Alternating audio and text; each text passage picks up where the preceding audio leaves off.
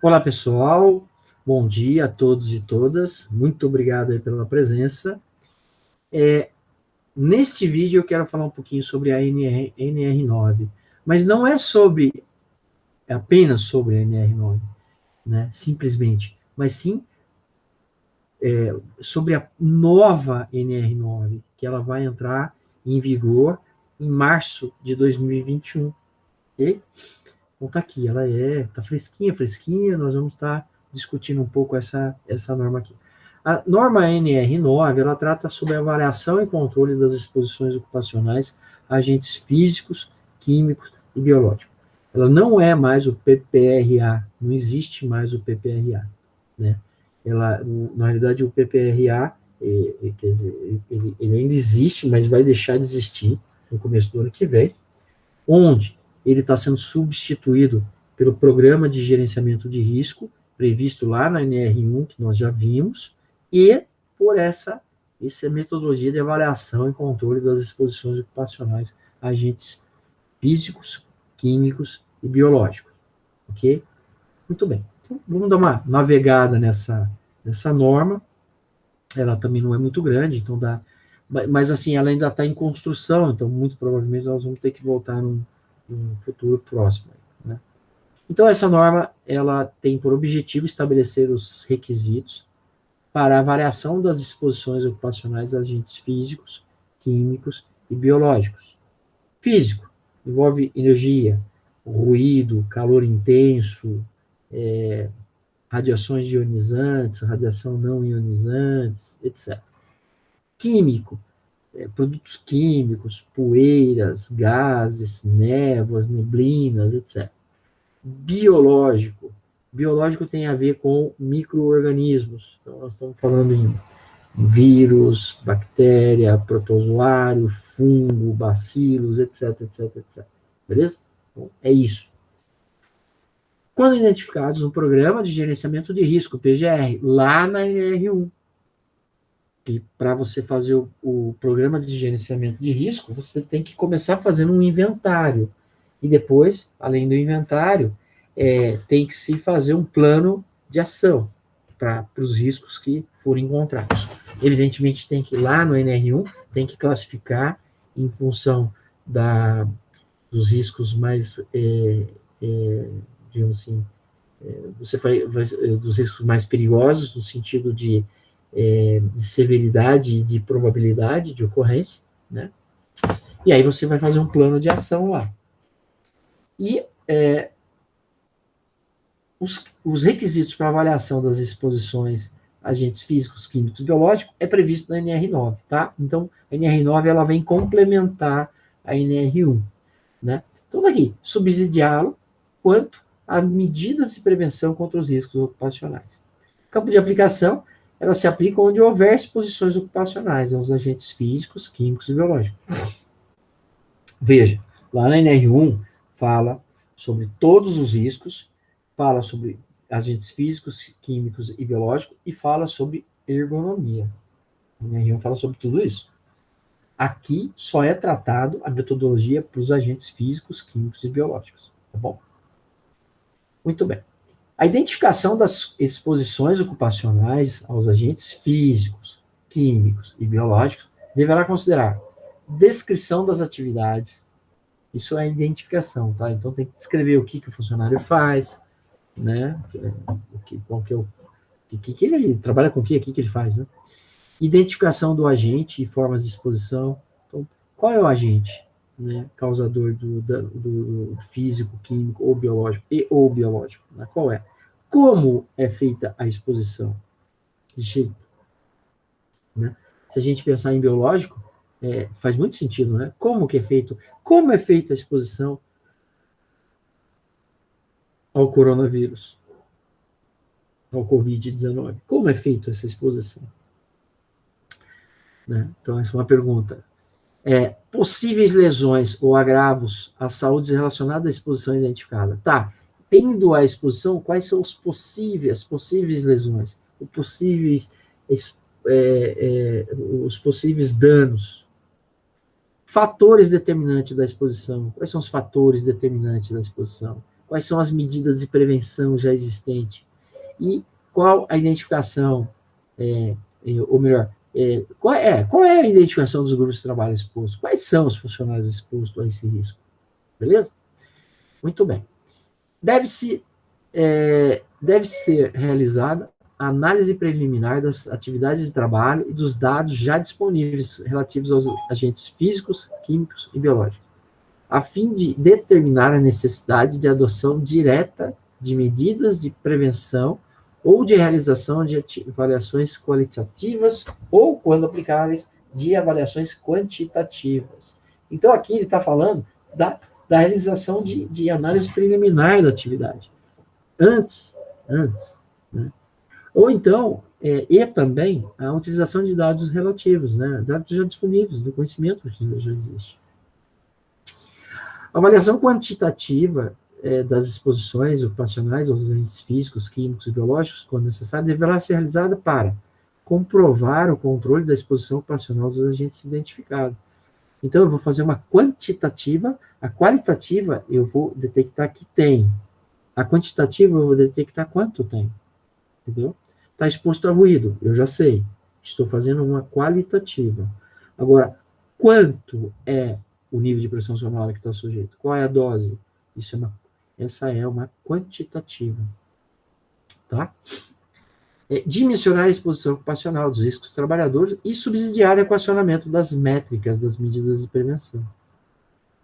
A avaliação quantitativa, né, deve ser representativa da exposição ocupacional, abrangendo aspectos organizacionais e condições ambientais que envolvam o trabalhador no exercício das suas atividades.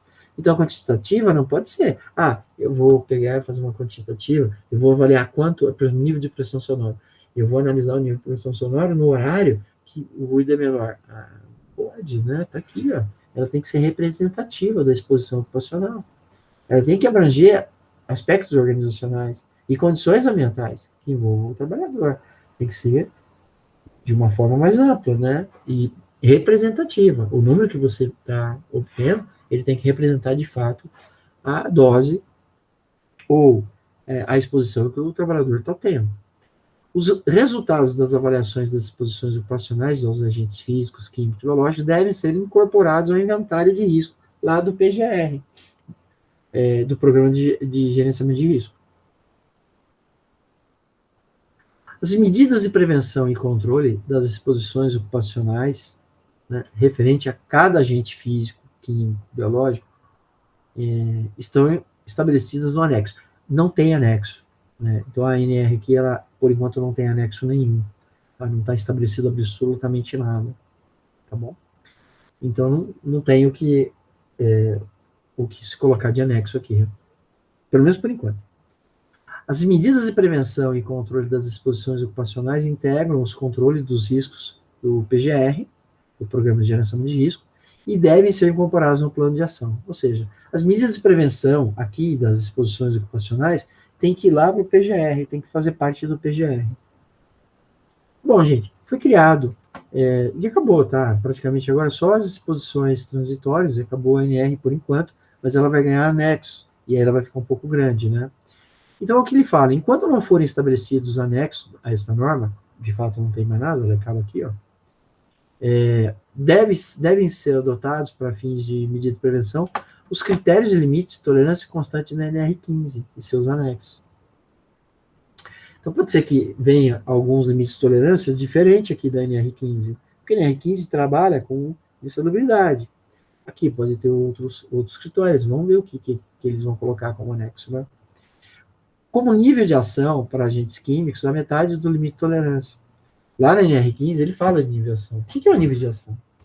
O nível de ação é o seguinte, o limite de exposição lá da NR15, ele vai falar o quanto um trabalhador pode ficar submetido a um dado risco. Por exemplo, qual a concentração de uma dada substância química no ar, onde o trabalhador vai ficar exposto. Está lá na NR15. Nós vamos ver isso daí oportunamente. Se passar disso, é insalubre. A joia é insalubre. Né? Em tese, ele, sendo insalubre, ele teria que usar IPI. E não sendo insalubre, não precisaria. Porque insalubre é não salubre. Salubre tem a ver com saúde, né? E se é insalubre, é uma coisa que faz mal. Então, se passar de um nível, vamos supor, uma dada substância, o limite permitido no NR15, digamos que seja 10 miligramas, sei lá, 10 miligramas por metro cúbico, faz de conta, né? Então, o que acontece? Se passar dos 10 miligramas por metro cúbico de presença desse dado composto, o ambiente torna-se insalubre. Então, tá bom. Então, tá legal. Abaixo disso, em tese, não precisaria usar nada. Não precisaria usar máscara, protetor respiratório, não precisaria usar nada, né? Acima disso, precisaria, porque virou um ambiente insalubre, que faz mal. Só que existe um tal de limite de tolerância, né? Perdão, existe um tal de nível de ação. E o que é esse nível de ação? Eu não vou esperar chegar no limite para tomar uma ação. Eu vou tomar ação antes que chegue no limite. E o que a norma entende? Que assim, a metade do limite de tolerância lá da NR15, então digamos que é 10 miligramas por metro cúbico, eu estou chutando. Se chegar em 5 miligramas, eu tenho que já fazer alguma coisa. Não é insalubre, mas chegou no nível de ação. Eu tenho que fazer alguma coisa. Então, é isso mesmo, tá? Nós temos que colocar os EPIs quando chega no nível de ação, e não quando atinge a insalubridade. Muito antes. Na metade do nível de insalubre, na metade eu já coloco um EPI para conter essa escalada da exposição, tá? E o nível de ação para agentes físicos, ruído, é metade da dose. Como é logarítmico, então ali cabe uma discussão um pouco mais aflorada, que o critério é metade, mas não é metade, por exemplo, olha, se o nível de ação, se o limite de tolerância é 85 decibéis, eu não vou pegar 85 dividir por 2, que vai dar o quê? Vai dar 42,5, falar, olha, com a dose de 42,5 decibéis tem que usar protetor auditivo. Não adianta, é logaritmo. Aí você vai ver que a energia é logaritmo. A energia, metade da energia de 85 dB, tá? Ela vai, ela já vai estar lá em 83, 82 dB, acho que 82 dB. Né? Então, o teu nível de ação vai ser 82 e não 85. Ok? Mas isso a gente volta mais oportunamente lá na NR15, tá? Na ausência de limites de tolerância previsto na NR15, e tem um monte de limite de tolerância que falta na NR15, tá? E seus anexos, nós vamos estudar tudo isso aí, devem ser utilizados como referência para a adoção de medidas de prevenção aqueles previstos pela American Conference of Governmental Industrial Hygienics, a ACGIH. Então, este cara aqui é fantástico, gente. Falar da ACGIH é falar de tudo. Por quê? A CGH ela tem valores, limites do norte-americano, de exposição muito mais severa do que a NR15, né? Mas não pode usar. Você só pode usar para aquilo que não tem na NR15, tá? Ok? Mas a norma já está prevendo a CGIH aqui.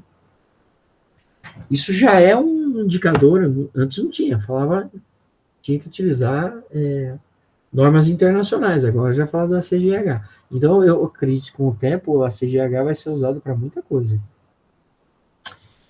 E nesse sentido, é ótimo, tá? Mas é mais uma norma que nós temos que conhecer. Os limites da CGH. Considera-se nível de ação o valor acima do qual devem ser implementadas ações de controle sistemático de forma a minimizar a probabilidade de que as exposições ocupacionais ultrapassem os limites de exposição. E aí, acabou. Viu que facinho? Só que não, né? Não é tão facinho. Então é isso, gente. Tá aqui as duas normas para dar uma estudadinha hoje. E aí eu vou deixar uma atividade, duas atividades, uma de cada norma, para vocês fazerem, tá? É isso aí. Um abraço para vocês e até a próxima.